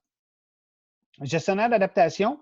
Donc, notre gestionnaire d'adaptation, c'est on a mis en place, on l'a mis à 80 et dans 2 mois, on va être rendu à 100 On va rappeler du gestionnaire d'adaptation. Ce qui va faire que on va faire la modification. Oui, Jessie? Oui, j'avais une question. Admettons que c'était plus pour la sortie maximale. Oui. Admettons qu'on n'avait pas les niveaux d'inconfort sur le diagramme, puis qu'on a utilisé les niveaux d'inconfort moyens, puis que là, le patient revient, puis il se plaint justement que c'est inconfortable, puis tout ça. C'est quoi la procédure? Est-ce qu'il faut nécessairement aller tester les niveaux d'inconfort ou est-ce qu'on baisse un peu puis on y va un peu essai-erreur avec le patient? Effectivement, si le patient se plaint dans ce type de situation-là, j'aurais tendance probablement à le rentrer en cabine et faire un test UCL tonal. Ce que les audiologistes ne font pas d'emblée. Et on pourrait découvrir effectivement que l'appareillage qu'on a fait, finalement, j'ai un champ dynamique beaucoup plus pincé que ce que j'aurais pu croire par rapport à la méthode prescriptive. On pourrait peut-être tester, mais si vraiment le patient s'en plaint d'une façon quand même assez importante, je rentrerai dans la cabine pour faire une mesure UCL tonale. Oui, M. Bérubé? Votre main est levée? Non, c'est beau? OK. Good. Donc, c'est au niveau de la sortie maximale. Le gestionnaire d'adaptation, comme je vous parlais, si le patient, sa prothèse auditive est trop forte en général et on est encore dans notre processus post-prothétique, on diminue les étapes d'adaptation, c'est-à-dire que diminuer les étapes d'adaptation, c'est ce que je veux dire par là, c'est qu'on augmente la distance entre les périodes d'adaptation. Au lieu de mettre une semaine entre chaque, on mettrait 2 semaines. Alors, je sais que ça peut sembler un peu contradictoire. Non? Et si la prothèse semble faible, mais pas défectueuse, puis il y a de la difficulté de compréhension, bien là, on va probablement, on avait placé ça aux 2 semaines, on va peut-être le placer aux semaines. Ou à la rigueur, on va le placer tout de suite à 100 mais on avait placé un gestionnaire d'adaptation. Le patient est déjà super bien adapté, mais ça se peut que dans ce cas-là, c'est qu'on annule carrément le processus d'adaptation et qu'on le place directement à 100 Donc, si la prothèse est trop forte, on allonge dans la période les étapes, on augmente la distance, le temps entre les étapes d'adaptation. Et si la prothèse est trop faible, c'est qu'on va soit passer tout de suite de l'étape de 80 à 90 de 90 à 100 tout de suite, au lieu de laisser continuer le processus. Réducteur de bruit. La perception du patient, il y a un inconfort et une fatigue auditive dans le bruit. Donc, il faut modifier le réducteur de bruit pour en augmenter l'agressivité. Par contre, le réducteur de bruit améliore seulement le confort dans des situations de parole dans le bruit. Ça augmente le confort. On n'aura pas nécessairement une augmentation de l'audibilité parce que le réducteur de bruit ne sert qu'à diminuer le bruit. Donc là, on s'en va vers une situation confortable. On n'ira pas vers une situation d'audibilité avec le réducteur de bruit à la base. Je ne comprends pas pourquoi ce serait en quoi ce serait une solution de remettre le bruit. Pas de remettre le bruit. Je ne comprends pas ta question, Naïma, je suis désolé. Le fait de... Ah non, j'avais mal lu, pardon. On enlève, on augmente l'agressivité du réducteur de bruit. On n'augmente pas le réducteur de bruit, c'est l'agressivité, donc on le rend plus agressif, moins bruyant. Effectivement, ta question était, je ne donnerai pas plus de bruit s'il est inconfortable, je vais y en enlever. J'avais compris le contraire, c'est pour ça. C'est correct. Donc, modification du système de directivité. Le patient a de la difficulté à entendre tout ce qui se passe autour de lui par rapport à la sécurité. Donc, on s'organise pour qu'on soit en omnidirectionnel. Dans certains cas, on va carrément enlever la directionnalité pour certains patients. Des patients qui auraient une IMDS qui est extrêmement faible et que pour eux, ce n'est qu'une présence sonore. L'omnidirectionnalité va être beaucoup plus pertinente qu'avoir une directivité adaptative, par exemple. Difficulté à comprendre une personne face à lui dans le bruit, on va avoir une directionnalité qui va être adaptative. Donc, on va vraiment focusser.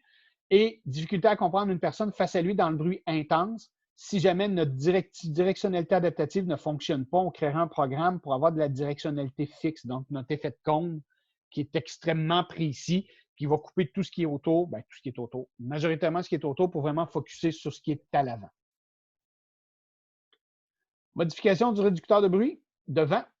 Donc, inconfort lié au bruit de vent, turbulence au niveau de la membrane des microphones. Ce qu'on va faire, c'est qu'on va modifier, on va augmenter l'agressivité de l'algorithme de bruit de vent. Dans certains cas, on ne peut pas le faire et dans certains cas, l'algorithme de bruit de vent n'est pas présent. Donc, il l'est peut-être, mais on ne le voit pas, on ne peut pas le modifier. Solution, on crée un programme de type plein air, on met le microphone en mode omnidirectionnel, puis on diminue beaucoup les basses fréquences. Donc, on va avoir un effet de bruit et un effet de vent qui va être beaucoup moins présent. Oui, vous pouvez me dire, le bruit de vent, ça s'apparente beaucoup plus à des hautes fréquences, effectivement, sauf que, étant donné que l'inconfort, c'est vraiment lié au bruit de vent, puis le bruit de vent dans l'enveloppe spectrale est surtout situé en basse fréquence. Fait qu'on crée un programme manuel, le patient va dire, bien, quand je fais du vélo, quand je joue au golf, je reviens souvent au golf parce qu'ils vendent tout le temps sur un terrain de golf, mais c'est vraiment, si on crée un programme plein air, puis on met le microphone en mode omni, ça amène moins de turbulence au niveau des microphones parce que le décalage entre le microphone avant et le microphone arrière ne sera pas présent et on va mieux contrôler cette situation-là. Oui, Jean-François? Avec un appareillage ouvert, est-ce qu'on peut dire on fait un programme sourdine? Non, ben. C'est pas une bonne réponse parce qu'il n'entend plus ce qu'il devrait entendre. Il y a ça. Le problème, c'est que tu risques de ne pas régler le problème parce qu'avec un appareillage ouvert, le bruit de vent, il va l'entendre de toute façon parce qu'il passe naturellement. Et ça, on va le voir la semaine prochaine. Oui, vas-y. Le vent, dans mon cas, en tout cas, le bruit de vent qui me gosse, c'est quand il passe par les microphones, mais quand je me mets en sourdine. Tu le perçois moins? Oui, non. OK, oui, ben non, ça se peut. Écoute, c'est une question de sensation. Effectivement, je ne te dis pas que tu as tort, c'est toi qui entends avec tes prothèses. Fait que c'est pas. Oui, ça pourrait être, effectivement, ça pourrait être une autre solution dans le programme. Au lieu de créer un programme plein air, créer un programme sourdine. Avec des patients, leur sensation est importante. Fait que théoriquement, on ferait ça, ça ne fonctionne pas. Le programme sourdine pourrait être une autre option. Oui, absolument. Dans mon cas, je comprends le compromis, puis je fais attention à être plus attentif pour ne pas me faire frapper ou peu importe. Mais je ne sais pas si pour un patient, mais ça peut justement être dangereux. Ou ça pourrait l'être, mais encore là, si tu choisis de faire un programme sourdine, c'est que tu l'expliques au patient et tu sais que ton patient va être capable de l'utiliser selon les indications nécessaires. Fait que c'est à notre jugement. Tout à fait. Okay. Gestionnaire de feedback, la perception du patient, on a un sifflement, malgré une bonne étanchéité, ventilation importante, parce qu'on a, étant donné qu'on a une pathologie, on a un écoulement d'oreille. La prothèse auditive siffle lorsque le patient place un chapeau. Tuc, casquette, peu importe. Modification du gestionnaire de feedback, on va essayer d'augmenter l'agressivité de l'algorithme si possible ou on refait la mesure. Moi, je vous dirais, si l'algorithme, je ne peux pas le modifier, j'ai refait la mesure et ça siffle quand même. La solution, c'est que je créerai un programme de type anti-sifflement, anti-feedback. Et là, je créerai la situation où on a le feedback présent, je referai une mesure, donc qui couperait beaucoup les hautes fréquences, les hautes fréquences, pardon. Donc, on diminue beaucoup les hautes fréquences qui enlèvent ce type de problème-là. Je donne un exemple. Parce que le sifflement est là, parce que le patient porte un chapeau, étant donné qu'il ne le porte pas tout le temps, ben, on pourrait créer un programme de type anti-sifflement chapeau. Anti-sifflement. On peut créer des programmes manuels de cette façon-là et d'aller chercher une façon beaucoup plus importante un gestionnaire de feedback qui est beaucoup plus agressif. Nicolas, tu avais levé la main? Pour faire ton programme anti-sifflement, justement, est-ce que tu demanderais, mettons, au patient d'emmener son chapeau en question puis tu lui ferais faire le test feedback avec le chapeau sur la tête? En plein ça. C'est exactement ça. Et souvent, c'est qu'il l'a avec lui le chapeau parce qu'il est arrivé avec. À moins que ce soit uniquement son chapeau quand il fait du jardinage. C'est une espèce de sombrero là, qui est grand comme ça, un chapeau soleil. Là. Mais je veux dire, là, tu lui demanderais de l'apporter. Mais effectivement, oui, si jamais il ne l'a pas avec lui, tu dirais, écoutez, on va prendre rendez-vous, apporter votre chapeau, apporter votre téléphone, apporter qu'est-ce qu'on peut faire pour pouvoir régler le problème selon la situation. Oui, je dirais d'apporter l'accessoire nécessaire. S'il porte une perruque, ben, tu dis de l'amener. Ça peut être un peu awkward, mais ça, c'est une autre histoire. Parce que oui, on a des patients qui portent des perruques. Puis on le sait. C'est ça qui est le pire. Oui? Facile avec mon scaphandre. Avec ton scaphandre? Oui.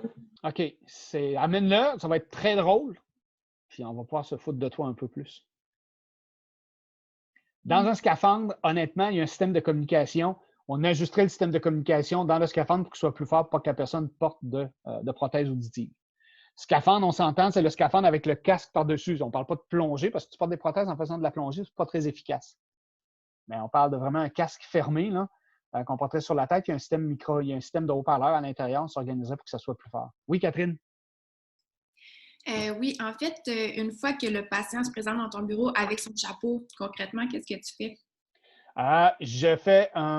J'ajoute un programme manuel, donc qui est une copie du programme principal. Je lui demande de mettre son chapeau et je refais dans ce programme-là uniquement la mesure de feedback pour éliminer la présence du feedback.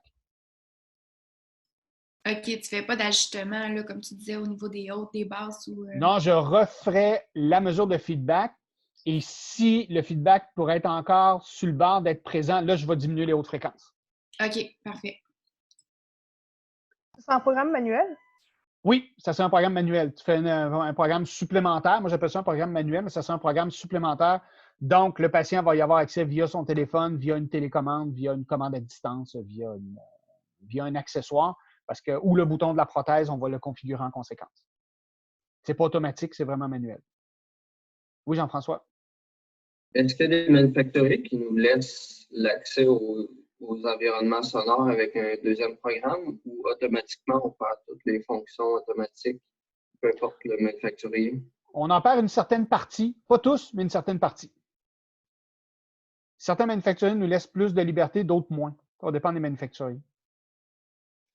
Mais je veux dire, supposons on prend Phonak, on peut se mettre en mode automatique avec toutes les situations sonores ou aller dans un programme manuel, mais là, c'est vraiment bloqué sur le programme manuel, puis la prothèse, elle ne fait plus les différents.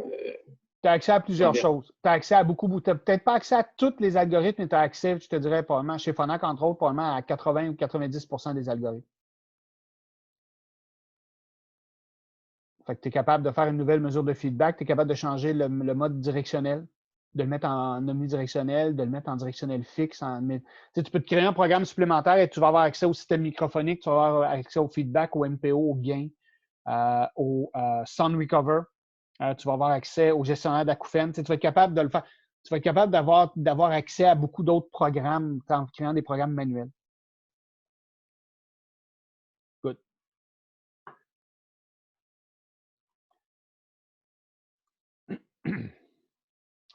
Donc, modification ou ajout d'abaissement fréquentiel, on revient effectivement au principe de l'abaissement fréquentiel. Donc, la perception du patient, diminution de l'audibilité des hautes fréquences, donc bruit des feuilles, les consonnes, donc il y a de la misère avec ça. Donc, on va faire l'ajout de l'abaissement fréquentiel ou l'augmentation de celle-ci, c'est-à-dire de déplacer, si on l'avait déjà mis en marche, de déplacer un peu plus vers les basses fréquences, vers la fréquence médiane pour qu'il y ait une meilleure perception. Si le patient se plaint que le son n'est pas naturel ou qu'il y a de la distorsion, on diminue l'abaissement fréquentiel ou on l'enlève carrément. Il faut vraiment jauger les avantages et les inconvénients des manœuvres qu'on fait. Dans certains cas, le patient se plaint que le son n'est pas naturel, qu'il y a de la distorsion. Ça se peut qu'on en vienne à l'enlever, l'abaissement fréquentiel, puis qu'il trouve ça plus agréable au son. Alors que la diminution de l'audibilité des hautes fréquences va faire que là, on va tasser vers les basses fréquences l'abaissement fréquentiel ou, à la base, n'en faire l'ajout si on ne l'avait pas ajouté dès le départ. Oui, Nicolas? Pour ce qui est justement là, du patient qui dit que les sons ne sont pas naturels et qu'il y a de la distorsion, est-ce qu'on pourrait aussi aller jouer au niveau des hautes fréquences, peut-être les diminuer un peu? Ou? Bien, théoriquement, si on a de l'abaissement fréquentiel, c'est qu'il n'y a pas de perception des hautes fréquences. Bon, tu pourrais, mais théoriquement, ça ne fonctionne pas, il ne les perçoit pas. Si tu as mis un principe d'abaissement fréquentiel, c'est parce qu'il n'y a pas de perception. Je ne te dis pas que ça ne serait pas à tenter. Le patient trouve qu'il y a de la distorsion.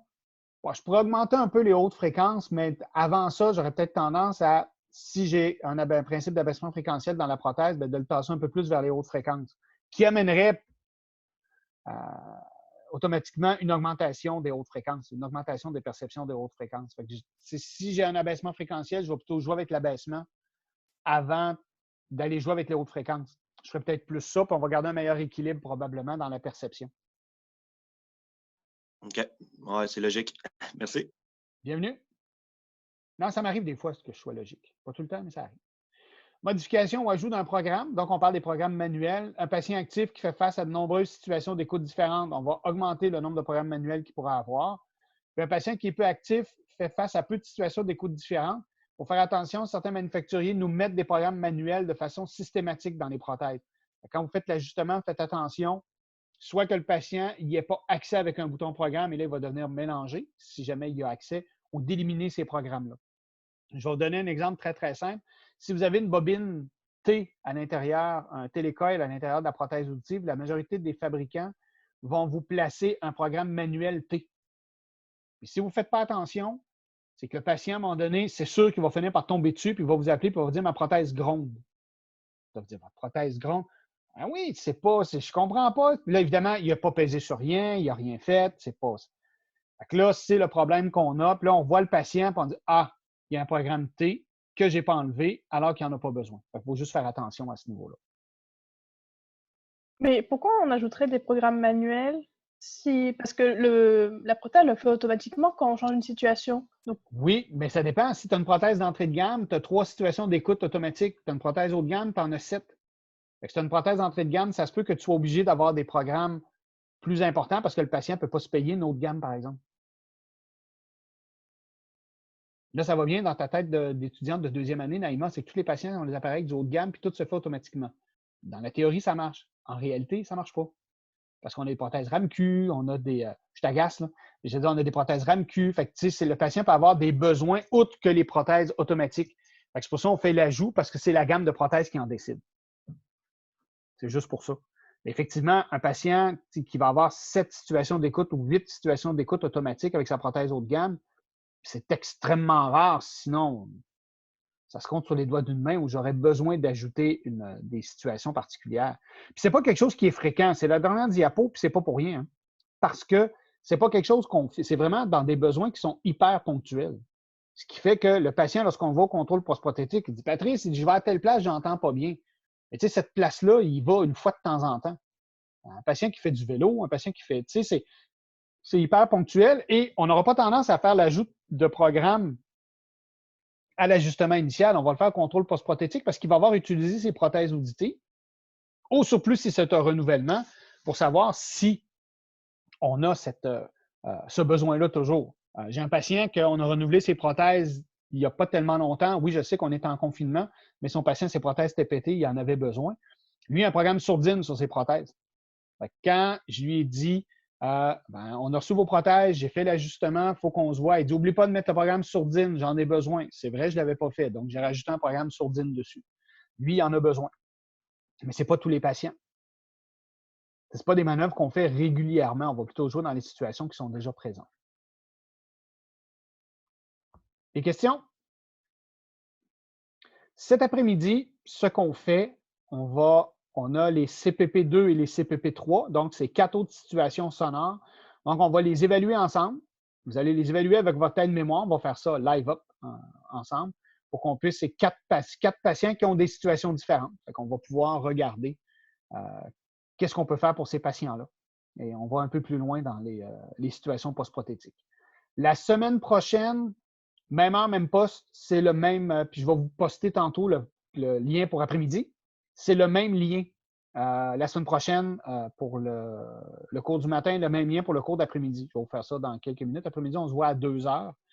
La semaine prochaine, ce qu'on voit, c'est qu'on voit des cas particuliers, c'est-à-dire l'ajustement au niveau de savoir si on utilise une prothèse de type open, lorsqu'on fait l'ajustement, on vérifie est-ce qu'on met BTE ou open. Il y a une façon de le vérifier. On va vérifier transparence du système MF. Je sais que je pense que vous l'avez déjà peut-être vu avec Tina, si je ne me trompe pas. Non, pas encore? C'est beau. Comment on mesure la transparence d'un système FM? Comment on mesure la transparence d'un système cross-bicross? Donc, ce n'est pas dans les manœuvres, vous allez voir. C'est quand même quelque chose qui est assez simple, mais cross-bicross, c'est un appareillage qui est plus particulier, puis il faut s'assurer de de la transparence de la tête et le système FM, la même chose, de la transparence à ce niveau-là. Fait qu'on a une couple de diapos à regarder là-dessus.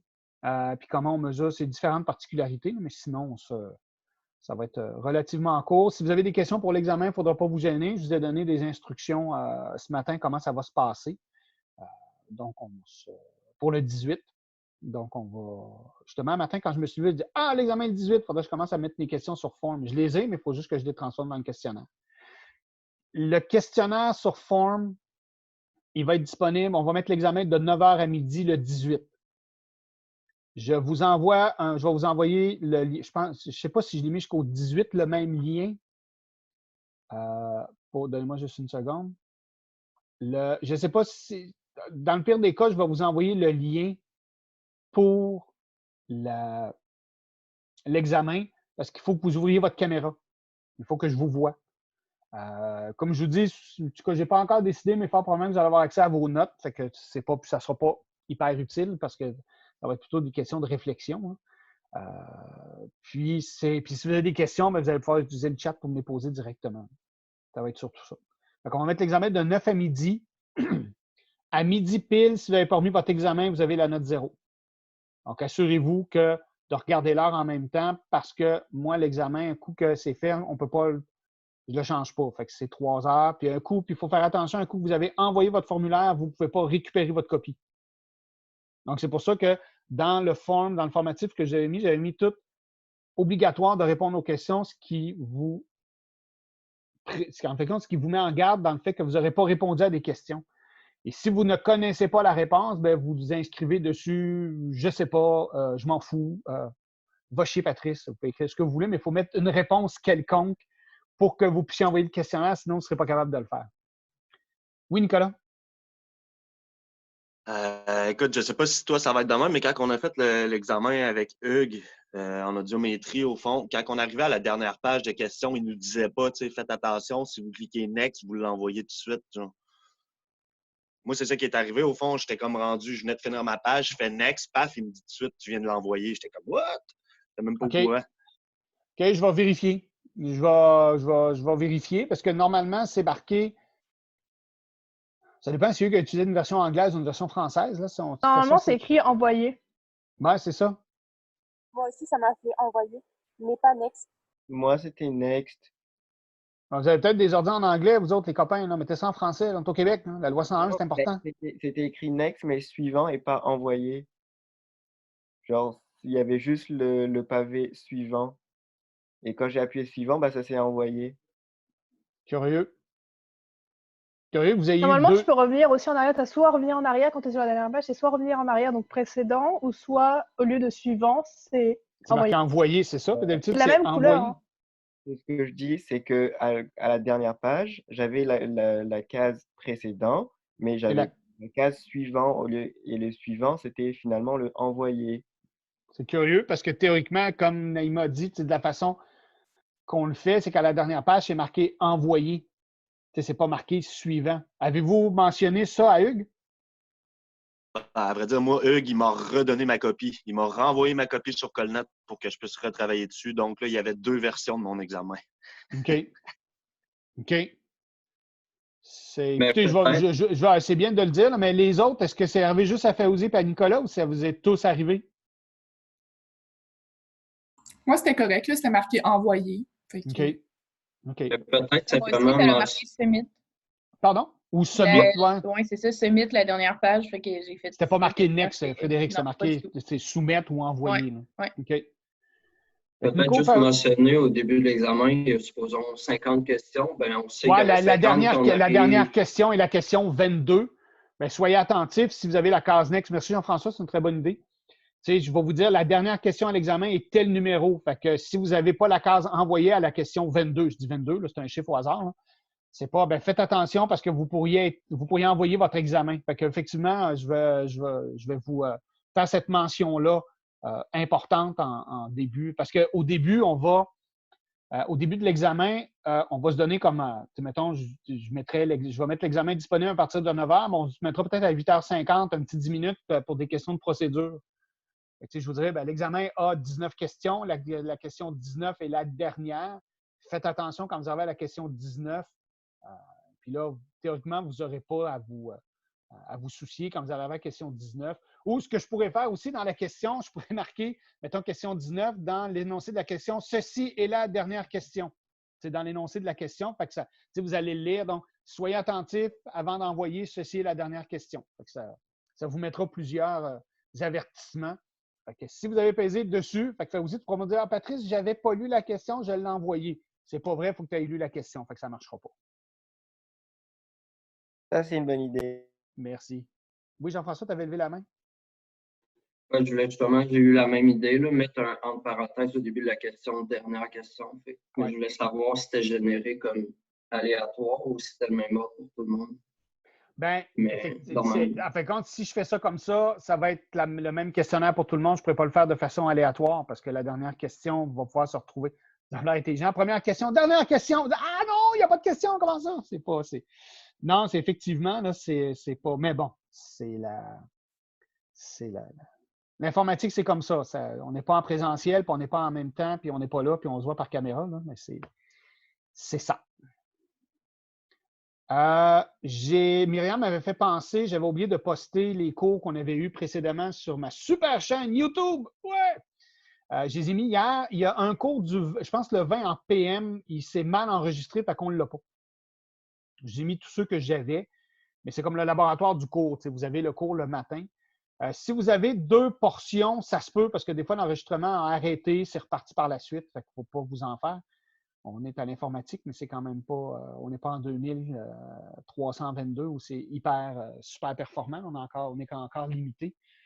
Donc, normalement, ce soir, je vais mettre le cours de ce matin et de cet après-midi sur YouTube, fait que vous pourrez les réviser.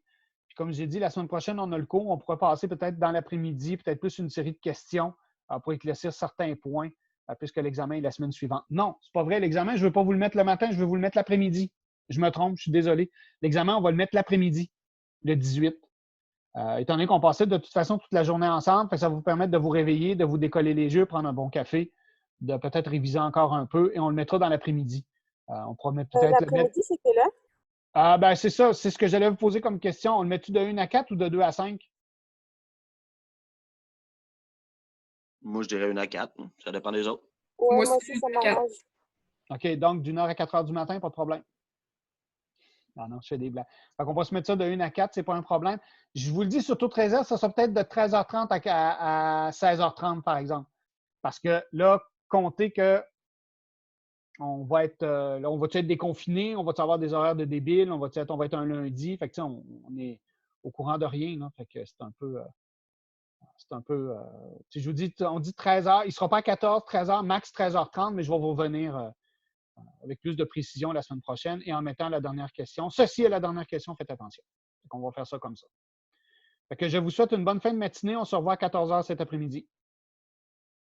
C'est bon? Salut! Salut tout le monde! Salut!